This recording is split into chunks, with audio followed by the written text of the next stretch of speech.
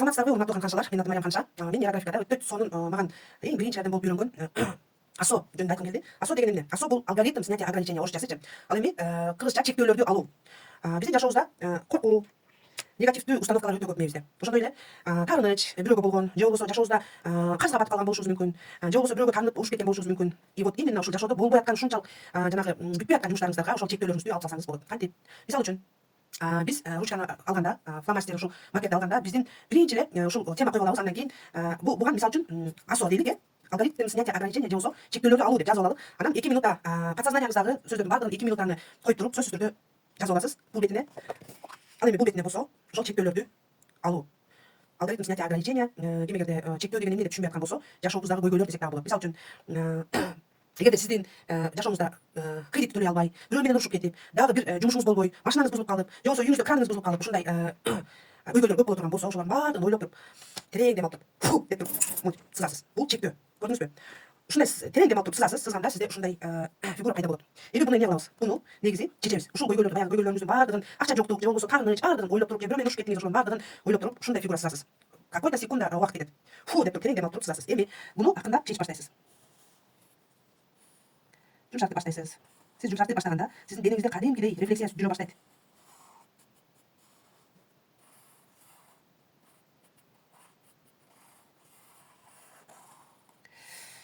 Терең дем алабыз. Кадимкидей көйгөйүңүздү чечип, баягы ушунчалык капа болгон, же болбосо таарынычыңызды чечип жаткан мезгилиңиз ошондуктан терең дем алабыз. Уже денеңизде рефлексия жүрүп баштайт. Же болбосо тердейсиз, же болбосо эстейсиз. Түрдүү рефлексия, бетиңиз кызып кетиши мүмкүн.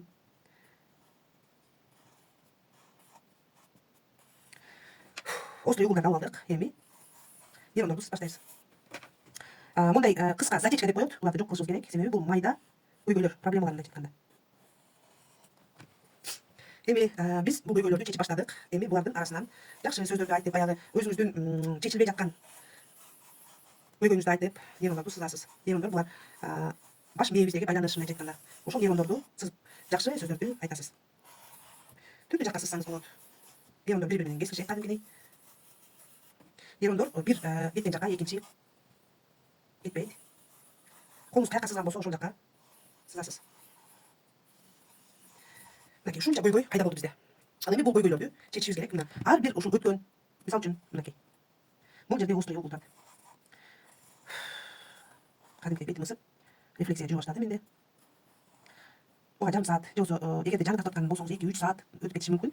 Бирок сиз бул нейрондорду тарткандан кийин сөзсүз бул жанагы жумшатмайынча ордуңуздан турбайсыз. Эгерде случайно бир ордуңуздан туруп кетсеңиз, анда бул сүрөт кадимкидей тескери иштейт. Жашооңузда кадимкидей көйгөйлөр пайда боло баштайт. Ошон үчүн тынч отуруп алып, жумуштарыңызды бүтүрүп, анан тартып башташыңыз керек болот. Терең дем алабыз. Ушул жердеги пайда болгон ар бир острый угол, мындайча айтканда конфликттерди жумшартабыз. Сөзсүз түрдө тартып атканда рефлексия болот. Денеңиз кадимкидей сезет. Ушул көйгөйдү чечип атканыңызды кадимкидей сезет. Башыңыз оорушу мүмкүн, кекиришиңиз мүмкүн, же болбосо бетиңиз ысышы мүмкүн. Кандайдыр бир рефлексия жүрөт. Бул рефлексия жүргөндө өтө сонун сиз көйгөйүңүздү кадимкидей чечип атасыз деген сөз бул. Нейрографиканы 2 жылдан бери тартам. Нейрографика менен аябай көп менин жашоомду өзгөрткөн. Мага бул метод өтө жагат.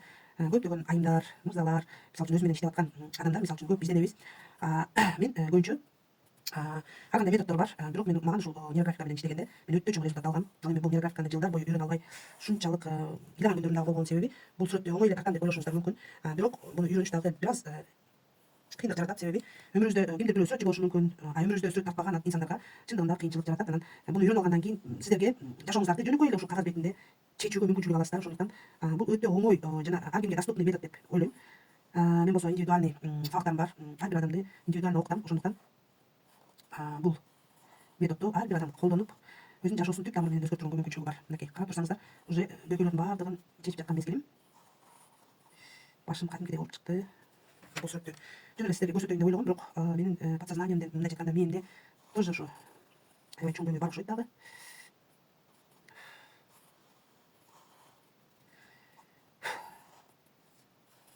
Эгерде бул нейрографиканы көпчүлүк болуп тарткан болсок, ушунчалык сонун жанагы синергия деп коебуз, көпчүлүк менен тартканда өтө чоң результат алсак болот. Ал эми үйдө жалгыз өзүңүз тартсаңыз деле чоң результат аласыз, бирок көпчүлүк менен тартканда аябай тез эле аткарылат да. Ошон үчүн жанагы Көпчүлүк менен ушундай географика тапканда сөзсүз түрдө катышсаңыздар болот. Терең дем алабыз артыканда.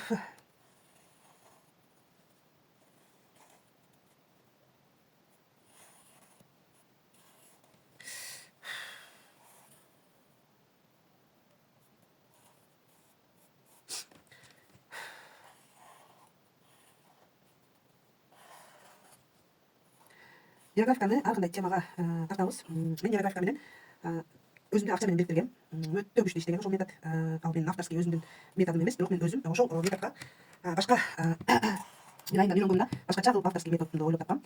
Ошондуктан бул нейролинияларды, географиканы эгерде үйрөнүп алсаңыздар, өзүңүздөр авторский методдорду ойлоп тапсаңыздар болот. Ар бир темага, мамилеге, максатка, үй алууга, өзүңүздү акча менен бириктирсеңиз болот, өзүңүздү дагы бир максатыңыз менен бириктирсеңиз болот. Үй алууга жүргөн болсоңуз, үй алууга тартсаңыз болот. Кыскасы, денежное дерево деп акча даражын тартсак болот. Ошондой эле капчык, жана карталар менен өзүбүздүн капчыгыбыздан картабызды коюп, анан ошолорду картабызга көп акча түшүп турсун деп тартсак болот. Ушунчалык күчтүү иштейт да ошол методдорчу. Анан мен кийинки видеолордо ошол методдорду берем, бирок платный бул методдор. Негизи географиканы 300 миң, 400 миң, эң эле арзаны 20-30 миңге окутушат. Бул кыргыз тилинде мен бул методду индивидуально окутам. Ар бир мисалы үчүн башка инструкторлор бул методдорду 3 эле 4 эле же болбосо 10 эле 5 эле метод алгоритм берип турган болсо, мен алардан өзгөчөлөнүп 15 метод менен үйрөтөм.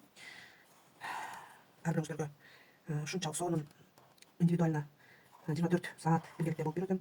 Ошондой эле жолугушуулар чогуу жанагы игрекер деп коебуз, көпчүлүк менен дагы көпчүлүк тартабыз.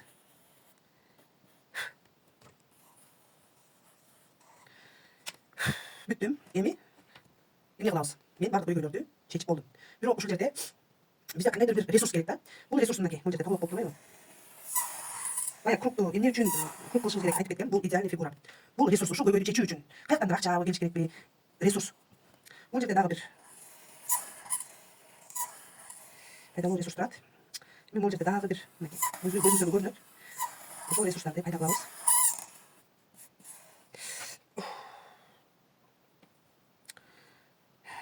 Бул жерде дагы бир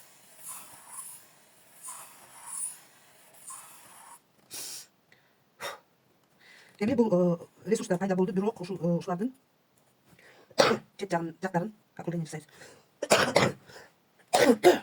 Кечиресиздер. Острый углдардын баардыгын жумшатабыз.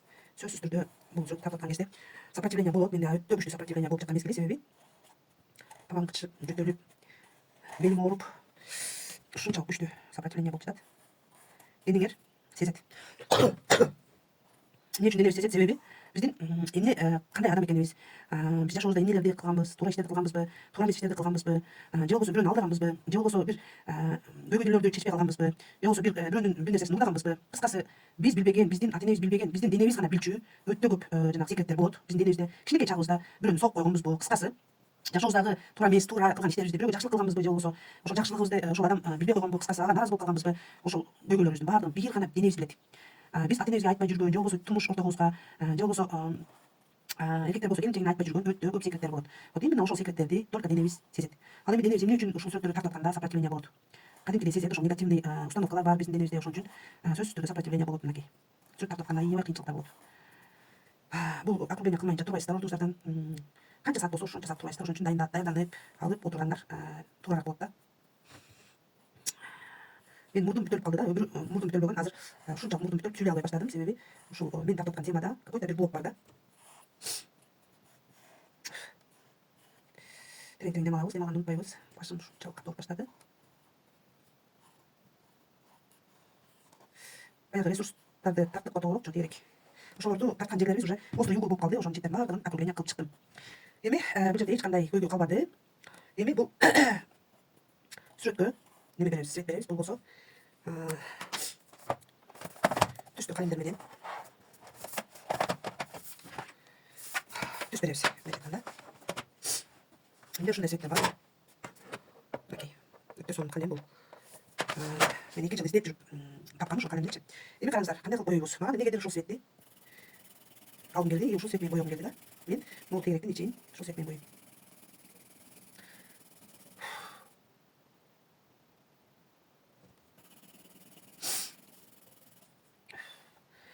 Eme svet bu eme tüstü kardeşim boyoldu. Sizler söz süstürdü. Mınaki içinde 1 2 3 4 5 şunday 4 5 emeni kretkanda mınдай жатканда için boyuşumuzlar gerek болот. Эгерде могул жерде башка свет, бул жерде башка свет, бул жерде башка свет боёй турган болсоңуздар, анда ал географика эмес, жөнөкөй эле эме болуп калат да, мындай сүрөт болуп калат да. Анда туура эмес сиздер ашыкпай кетирген болосуздар. Жакшы свет жакшы көрөм, ошондуктан мен азыр могул жерде жакшы менен боёгум келип турат. Колуңуз кайсы светке кааласа ошол свет менен боёшуңуз керек. Сезимиңизди угушуңуз керек. Бул жерде дагы сезим иштейт. Сиздин телоңуз иштейт, денеңиз иштейт.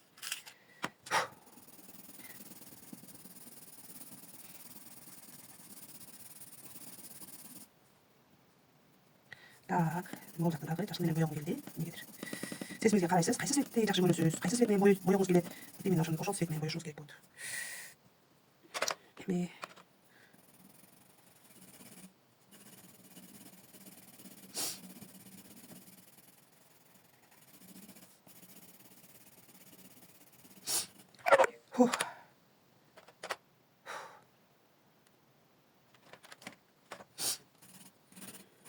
эмнегедир ушул серый свет мага жагат. Эмнегедир ушул свет менен боёгум келет да ушул жердечи.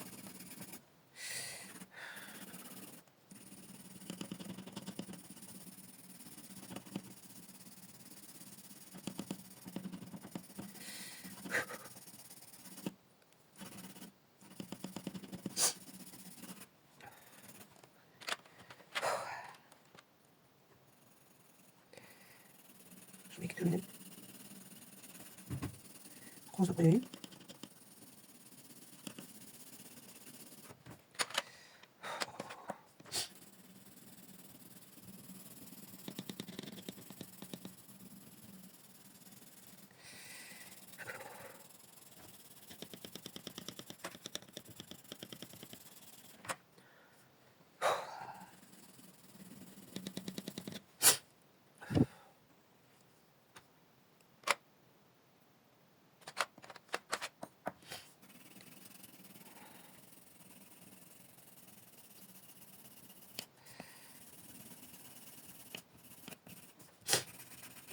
Эмнегедир аябай катуу прям сопротивление болот да, себеби мен мындай сүрөттөрүмдү мындай ушунчалык мындай сопротивление менен тартпайт элем. Бирок бул эмнегедир ушундай сопротивление болот. Бул өтө күчтүү сопротивление. Свет берүүдөгү.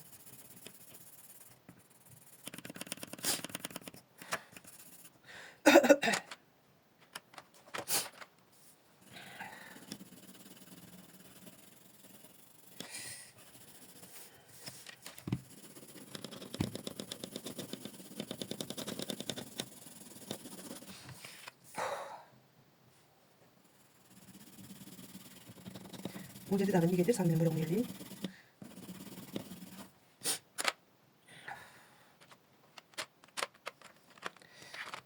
Бул жерде болсо бук менен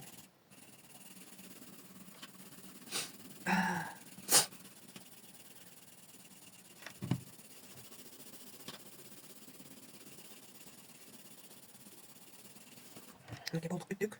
Эми бул жерге негизгиси Кудайдын мындай жатканда сызыгын беребиз. Бул жерде да Кудай иштейт. Мен эмнегедир жанагы кара свет менен бергим келип турат. Бул Кудайдын сызыгы бардык эле жерде сөзсүз түрдө биз сүрөт тартып койсок эле болуп калбайт. Бул биздин максатыбызды Кудай орундатат, ошон үчүн Кудайдын сызыгы. Ал эми бул жердеги ушул острый углдарды дагы оңдоп коебуз. Ортодо пайда болгон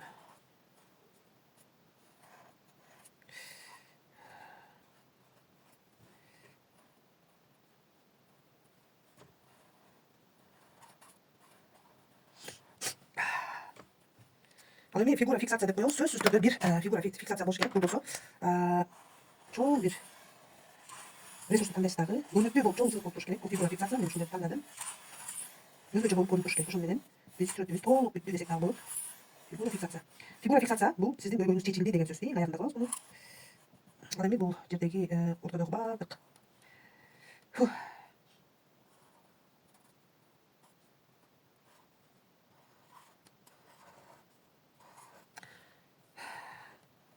острый углдарды оңдоп коебуз. Ушуну менен менин сүрөтүм дайым болду. Сүрөт тартып болгондон кийин ушунчалык жеңил сезим келет. Бардык көйгөйүбүз чечилди.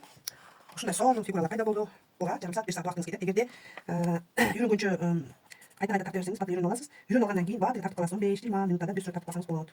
Анан кейс деген нерсе бар. Бул кейс деген 1ден 40ка чейинки сүрөт. Ар бир максатка тезирээк орундалсын десеңиз, күндө 1ден сүрөт тартсаңыз болот. Бир күндө бир эле темага тартыш керек болот. Бул дагы улам улам кайта сүрөт тартып бербейсиз. Бир күндө бир гана темага тартканга мүмкүн.